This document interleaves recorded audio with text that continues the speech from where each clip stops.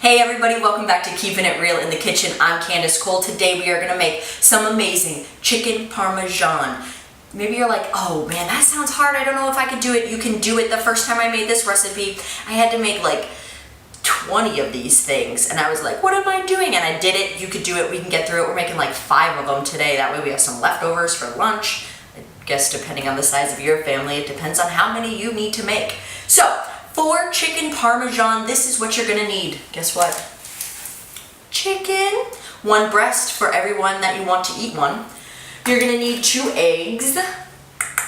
You're gonna need mozzarella cheese. This is my favorite kind. It's Polio. This is the one my grandma always used to buy for me, and I love it absolutely. So I spend a little extra money on this kind of a cheese because cheese really makes this dish. You're gonna see because I'm gonna use a ton of cheese. So I bought this Polio mozzarella. We're going to cut this up into little cubes. I also am going to use shredded mozzarella. And I'm also going to use an Italian shredded blend. I'm not kidding. We're using all this cheese and you'll thank me later. I mean, your hips won't, but you'll enjoy it. You also need breadcrumbs. I use the Italian style because it gives it more flavor. These are like $1 for this whole thing.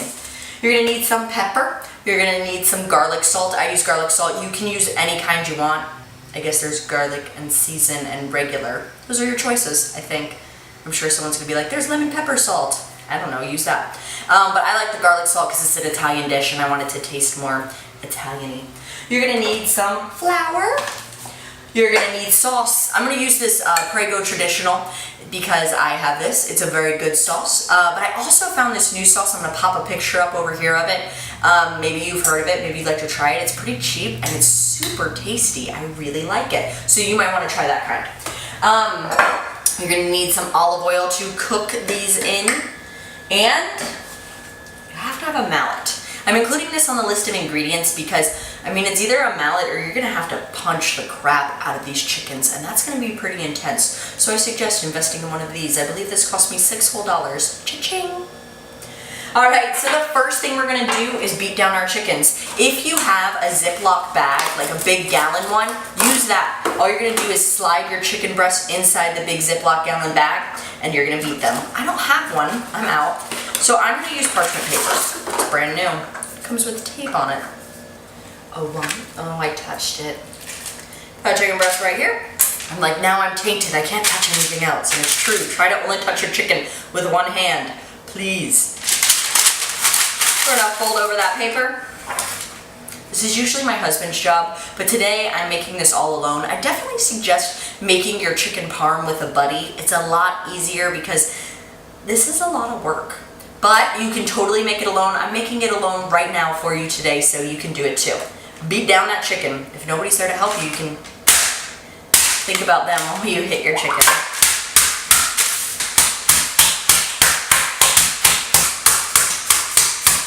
I should probably be watching the chicken, not making faces at you. You're gonna want to beat these down till they're about a ½ inch thick. I don't know why I have to make a face when I beat these down. Maybe you also make a face. You should send me that face. So once you're done, you're gonna have this huge chicken breast now. You've made it bigger, you've made it flatter, and it's giant, and it's gonna taste awesome. So you're gonna do this with all of your chicken breasts. Beat them down. Okay guys, I have beaten down my chicken. I have cracked my 2 eggs, threw them in a shallowish kind of bowl. I have also chopped up my mozzarella into little cubes, extra piece, about this size. What I'm gonna do, before I forget, sometimes I forget to do this, is grab a little of my sauce. And I always like to coat the bottom of my pans with sauce. That way, like, the meat and stuff doesn't stick to it. We are going to take some breadcrumbs. It says to use 4 cups. That's the exact amount. I'm gonna start small, and I always increase on this and get more and more. If you would like to, you can salt and pepper your chickens on both sides first. What I'm gonna do is I'm gonna just mix it up with my breadcrumbs because that's going on my chicken anyway, so I do double work. That's just how I think. I'm sure someone will say there's a reason. And I'm gonna throw a little pepper in there. Also, Going to throw some of my Italian cheese mix. So I'll mix a little bit of that in there. Mix this all together. Blop, blop, blop, blop. This is gonna be your coating. If you're like, more cheese, that's what I'm like. I'm gonna put some more in there. Now we need some flour. You'll be pouring more out here. I'm not gonna tell you how much you need. Just pour some down. If you have a sifter, one of those things, that's the sound they make in my mind, you can use that to put the flour on your chicken. Here's the song, guys. Are you ready? Flour, egg, breadcrumbs, cook. Remember it in that order. Flour, egg, breadcrumbs. Say it. Flour, egg, breadcrumbs. One more. Flour, egg, breadcrumbs. That's how you're going to remember the order that this goes in. You're going to be like, why am I flouring before I'm egging? You are. That's what you're doing. Do it. Flour, egg, breadcrumbs. What? Flour, egg, breadcrumbs. Not breadcrumbs, egg, flour. Ooh, did I just screw you up? Okay. Flour, your chicken. Here we go. Your hands are going to be covered in chicken now, so don't touch anything else. Don't put them in your mouth. You'll get sick. Flour, egg, breadcrumbs. Chicken, flour. Just a nice coat on each side. I like to make sure that it gets in all those crevices, holes. I kind of do the side of it. I make sure it gets totally covered. Flour. This is going to suck with the egg, and I'm about to make a mess. Use a bigger bowl. Egg dip. You're totally going to need more than 2 eggs. I always do. Well, maybe not, depending on how many chickens you're going to make. Make sure there's egg on it. I'm coating the back side. I'm coating this side, making sure there's egg. My hands are going to be gross. And breadcrumbs.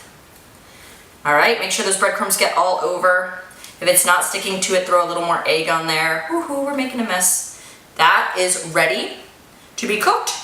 All right, see, I noticed I missed some spots. So do this to all of your chickens. Let's do it. I can't stop the camera now because I'm covered in salmonella. I have nobody. My dog doesn't have opposable thumbs, so he can't help me. Boom, shakalaka, shakalaka, shakalaka. Flour, flour power, flour. And back to the breadcrumbs. What? Back to the breadcrumbs. Bread, crummy crumbs. Yeah, take that breadcrumbs. Don't lick this off your fingers. Never. Okay, so you should make a mess like this by the time you're done.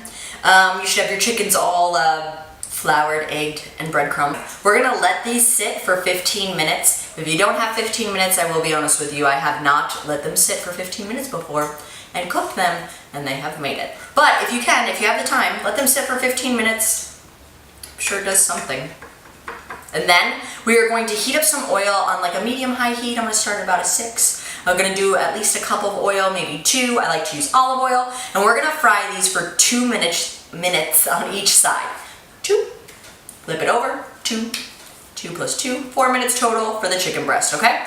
So that's what I'm gonna do. I have just cooked those chicken breasts, about 2 minutes on each side. Some of them I only cooked for 1 minute. My oil was a little hot, but you can see they're supposed to look just golden. And they smell awesome. You would want to eat them right now, but you can't. They're still a little raw. Next thing we're gonna do, this is the easiest part. We're gonna throw them inside. Look how big that is. Man, I'll feed you for like a week. Look at its brother. Dude, I'm gonna need 2 pans. I just realized that. Those were nice and big, and only 2 of them seem to fit in this pan. I might be able to fit 3, but that doesn't matter because I have 5. So what I'm gonna do is I'm gonna half my ingredients. So we're gonna squish these close together, that way the cheese kind of stays melted together. Well, the first thing I'm gonna do is drizzle them with a little bit of olive oil. Ding, ding, done. Now I'm gonna add some of this cheese, this cubed cheese. I don't think you can have too much cheese. Put as much as you want on there because chicken parm is really about the cheese, I feel. Even though it just says chicken in the name, it should just say like cheesy chicken parmesan. That's what we're calling it, cheesy chicken parmesan. Got the name. I'm going to add a little more shredded mozzarella on top of that. You're looking at me going, oh my goodness, that's crazy. No, I am. Now I'm gonna add my sauce right up there. I like a lot of sauce. I bought 2 cans just for that purpose because I don't know, I like it saucy. So I covered that. And then I'm gonna add my Italian style cheese blend right on top of that. Yes, more cheese. This is the super cheesy, now it has a better name, the super cheesy chicken parmesan. I'm just gonna keep naming it.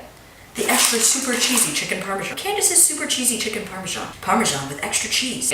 Chicken parmesan with so much cheese that you'll think you're just eating cheese with a little bit of chicken. Would you like some chicken with that cheese? Boom, cheese-tastic chicken parmesan. You're gonna put that in your oven at 450 degrees for 20 minutes. And it's done. Make sure your chicken's not pink inside, then you'll die. Not really, but you could get sick. I just pulled these chicken breasts out of the oven. This chicken parm is looking amazing. These are huge. I hope you guys enjoyed making it as well. I wanted to give you just a little side note. For your sauce, don't use a sauce that has meat in it already, like a sausage. The sausage and the chicken just doesn't mix well together. So keep that in mind when you go out and you buy your sauce.